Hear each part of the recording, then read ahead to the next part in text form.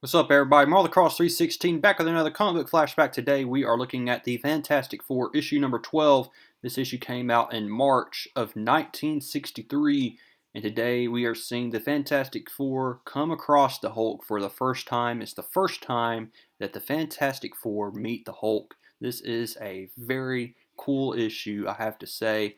I'm so excited to look at this issue and to dive on into the story. So let's go ahead and get started. As always, we've got to give credit where credit is due. This issue is brought to you by Stan Lee, who wrote this issue, Jack Kirby doing the artwork, Dick Ayers on the inking, and lettering page by Art Simek. So we begin the issue here. We have Alicia Masters and the Thing, and we need y'all to understand one thing, and that is that the Thing and Alicia have been seeing a lot of each other ever since Alicia made her debut in issue number 9, I believe, with the Puppet Master. And so we see that the Thing and Alicia have struck up a relationship here, and they're on a date. They're walking downtown. All of a sudden, we see all of these soldiers. They're marching across the city, and the Thing is like, "Watch who you're poking," as the guy behind him is looking and pointing at all these infantrymen. And so the Thing is like, "What is your problem, dude?" And so he lifts this guy right in the air. I mean, Thing, he definitely has a short temper.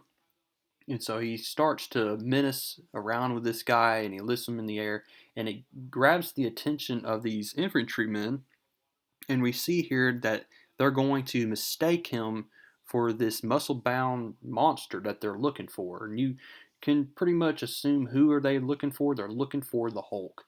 And so we see that the Thing is going to be tackling all of these army men here, and they even have to use this prepared bazooka on the Thing here. So the Thing is just so distraught about this, and he's taken by surprise with this bazooka here, and it hits him, and now he's all entangled. He breaks the entanglement here of the bazooka launcher. They even fire gas at this. I mean, this is just crazy here. I mean, how they're treating the Thing. They should know by now that this is not the Hulk, that this is a member of the Fantastic Four, the famed Fantastic Four. Alicia Masters is doing her best to keep Thing at bay. Remember, she is blind. And we see that we had the captain here. He controls his men, says to stop and cease fire. The Thing is just so furious. He drops off Alicia Masters at her apartment, and then he comes back to the Baxter building. He's so tired, he's not even wanting to use. He has this uh, little elevator door thingamajig that opens the elevator door, but he lost it with the fight with the infantrymen. So instead, he just tears apart the entire elevator door, and he's just going to climb 35 floors to the room of the Fantastic Four. He meets the Fantastic Four, the remaining members here, and they look like, yep, he's definitely in a foul mood, as he usually is. So the Thing just explains exactly what happened, how his date was foiled by all these army men, and they were looking for the Hulk here. And Mr. Fantastic reveals to to the Thing here that he also was alerted by a General Thunderbolt Ross, who is wanting to meet up with the Fantastic Four as he is on the search for the Hulk. So we see that General Thunderbolt Ross visits the Fantastic Four, explains to them that there's been a disruption with all the missile launchers, and there's been a lot of destruction, and they believe that the Hulk is responsible. We see that the Fantastic Four at first thought that the Hulk wasn't real, but now that they've seen pictures of them, they can be, in fact, they know from now, and they're certain that the Hulk is real. So we dive on to part two here. Again, we see the savage onslaught of the remains here of this missile here, and we have to assume that this had to be the Hulk. The Thing starts to talk about how once he gets his hands on the Hulk, this is what he's going to do. We see that the Human Torch just says, "This is what I'm going to do." Mr. Fantastic's like, "No, this is what I'm going to do," as he prepares to stretch his body to the limits here to envelop the Hulk here whenever they meet for the first time. And then we see the Invisible Girl. She's like, "I just don't know what I can do." And we see that Thunderbolt Ross is like, well, you can always be there for moral support. Again, they're really downplaying the Invisible Girl here, and I didn't really like it. I mean, she is a key player to the Fantastic Four, but um, like I said, and we've seen in the past issues that the fans at this time really didn't like the Invisible Girl. And so we see here that Thunderbolt Ross is now getting to look at just some of the equipment that the Fantastic Four has, especially their new improved Fantastic car. So that's going to be cool as they fly this um, Fantastic car, and we see that Thunderbolt Ross is going to be a guest of honor here as he gets to fly with the Fantastic Four. It starts to rain, and they even have this bulletproof windshields here, basically, that you will provide them to not get wet here. So they're on their way, and then they finally arrive at the missile base here, or the army base, and they see a lot of the destruction, and yep, that had to be the Hulk. Upon arrival, they meet Dr. Bruce Banner and Rick Jones, as we know for certain is the Hulk, and Rick Jones is the friend of the Hulk who's always been there for him. We see that they explain to the Fantastic Four that there's actually this saboteur, this guy that's actually behind the scenes. We don't know who he is, but they call him the Wrecker. And it can't be the Hulk. The Hulk is not responsible for the destruction of these missiles. So Mr. Fantastic and Dr. Banner are in the room and they're having their meeting. The Fantastic Four are outside. They come across this Carl Court, and he's a very suspicious guy.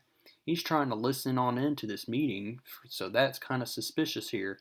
The thing starts to get mad. The guy drops his wallet here, and that's something, as we're going to learn later on in this issue. The Thing gets impatient, so he just breaks down the entire door. We see that the remaining Fantastic Four members, as we get to part 3, have had enough here with waiting and not being able to hear what's going on. So we see here that the Fantastic Four are then disrupting this entire meeting here, and Thunderbolt Ross says, "What's the meaning of this?" And the Thing is like, "I'm tired of waiting. When's we gonna get into some action here?" And so we see, as we continue on this story, the Thing once again very short-tempered, and he just rips up the Thunderbolt Ross's entire collection of telephone books here. So we're going to continue on here. We see that uh, Bruce Banner and Rick Jones are like, I wish we could tell the Fantastic Four that the Hulk is innocent, but that would reveal that I am the Hulk here. So we see here that as we continue the story, Rick Jones and Dr. Banner are going to be talking together, and we see that Dr. Banner had built this entire Project 34, and it's been placed in the center of the city, but it would emit electronic magnetic waves, blanketing the area whenever there would be like an attack on that certain city. And this is an invention from Dr. Banner here. But we see that someone has been sabotaging those things, like we said, and we believe it's the Hulk. But Dr. Banner and Rick Jones just are not certain that it is. So we see that Rick Jones has Carl Court's wallet, and there's a card inside the wallet that shows that he's actually a part of a communist front organization. Carl Court learns about this, takes Rick Jones hostage here as we get to part 4 now. We see that the Thing is going to be getting into this rocket sled here, and we see that Mr. Fantastic actually fixed a lot of the wires and the ironing out of the rocket sled here. So the Thing is going to be the guinea pig here as he tests it out here. They're all looking, and it looks like he's enjoying himself, and all of a sudden the rails are destroyed here. Careening in the air. We see that the Human Torch is then going to save the Thing here along with Mr. Fantastic here. So we see that once again there is this wrecker who is responsible for sabotaging these things here, and Rick Jones and Dr. Banner, or actually Dr. Banner's trying to explain to the Fantastic Four that it's not the Hulk, but they just won't listen to him, and he can't explain to them why it is. So he learns that Rick Jones has been taken hostage. So we see that Dr. Banner is then going to go to his lab here to use his equipment here to change into the Incredible Hulk. And this is where we're going to get into a lot of the action. We see that Rick Jones is taken in an underground tunnel here. And we see that while the Hulk is on the loose and he's in this underground tunnel looking for Rick Jones, he comes across the Fantastic Four and the Hulk, as we have learned in the Hulk issues. He has a different personality from Dr. Banner, and now he's going to attack the Fantastic Four. So here we go, the very first confrontation between Hulk and the Fantastic Four. Doesn't get any better than this, y'all. I mean, King Kirby drawing some fantastic stuff here. No pun intended, as the Fantastic Four are now have a big task on their hands, taking down the Hulk, as the Hulk is on a rampage here. As we see within the following pages here, the Hulk is just pretty unstoppable. He easily takes down the Mr. Fantastic, the Human Torch, and the Invisible Girl with a thunderclap.